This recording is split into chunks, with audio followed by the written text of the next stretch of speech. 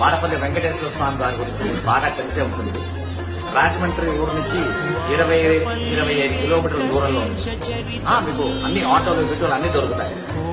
ఇక్కడ ప్రత్యేకత ఏమిటి అంటే ఈ దేవుడి తాలూకు ఈ వెంకటేశ్వర స్వామి దర్శనం చేసుకుని 7 మాటలు ప్రదక్షిణం చేసి 7 వారాలు వచ్చారు అంటే మీరు ఏ కోరిక అనుకుంటున్నారో అది 100% నెరవేరుతుంది.